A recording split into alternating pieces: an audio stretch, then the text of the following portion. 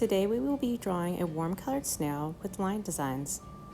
You need a blank sheet of paper without lines, and you need to position it landscape or wide. Find the bottom of the paper and find about an inch or so above it.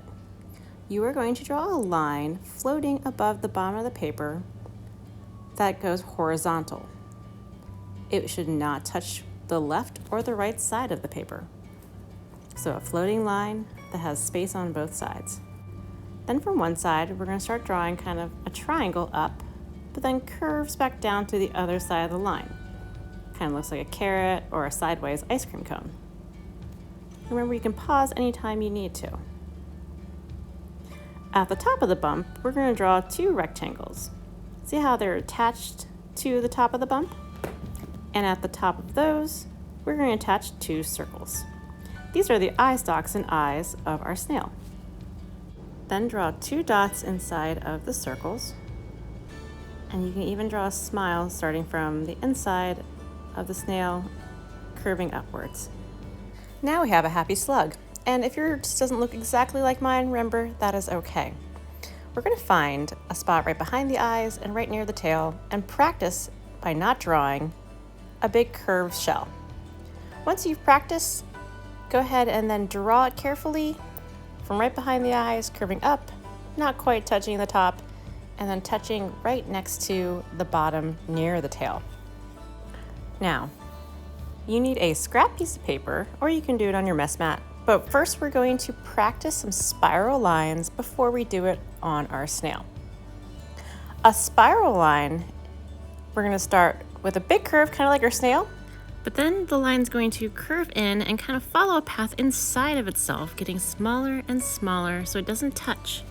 I want you to imagine, though, that if needed, a little creature could walk all the way through your spiral maze.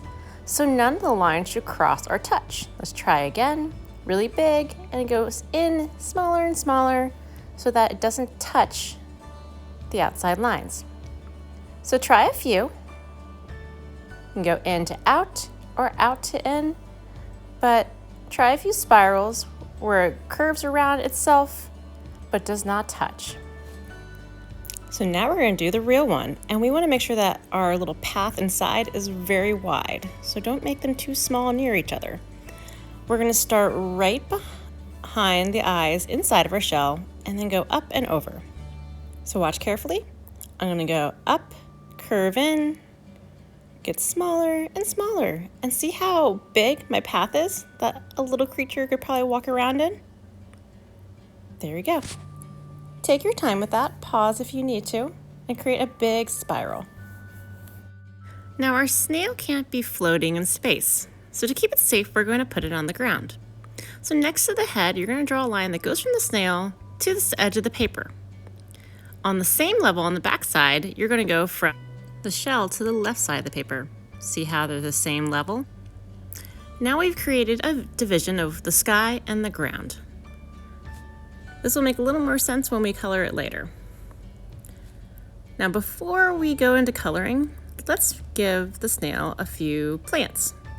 So starting below that line we just drew, draw lines that go up into the sky. And then at the tops of each line, draw a spiral of flower. So make sure that the line starts below the line and then shoots up into the sky with spiral flowers on top. If you want to do different kinds of flowers, that is okay too, but just make sure they're growing out of the ground below that line and then growing up into the sky above that line. Also, if you'd like to draw a sun, you can do that too and get creative. That's up to you. The next thing we're going to do is we're going to trace all of our lines with a marker before we color. That way we don't lose any of the lines while we color. I like to use Sharpie, but you can use marker or pen or a black color pencil or a black crayon, anything that's going to make your lines a little bolder. So take your time, make sure your lines are smooth and that they connect. I'm going to show you how to color in just a moment, so pause and play when you are done tracing all of your lines. Welcome back. So for our snail, we are going to use warm colors. Warm colors are this side of the color wheel. They are red, yellows, and oranges.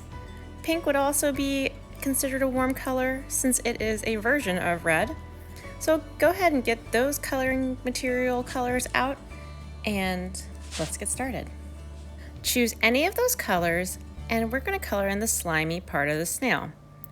So inside, try to stay inside of the lines.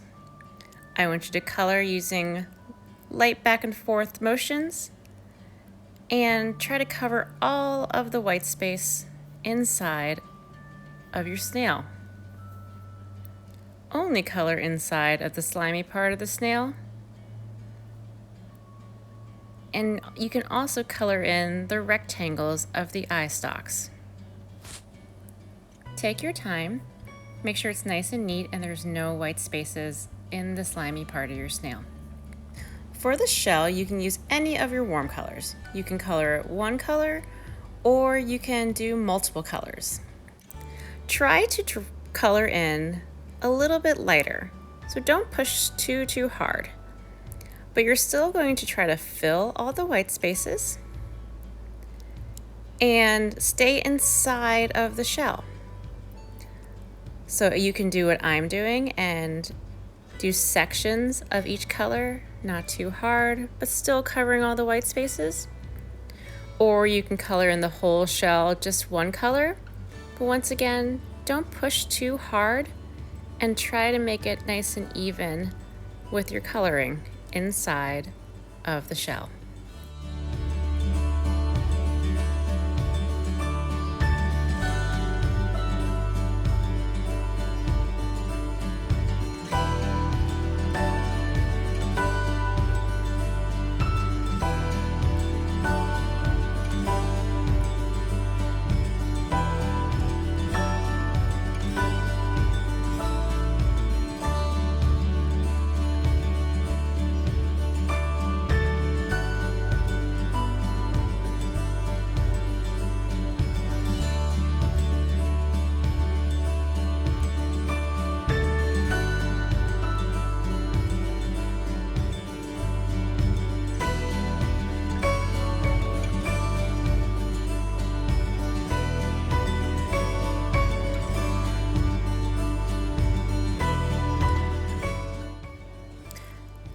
That's it for week 1. If you're already ready for week 2's, go to the next video and I'll show you how we're going to design and finish our drawing.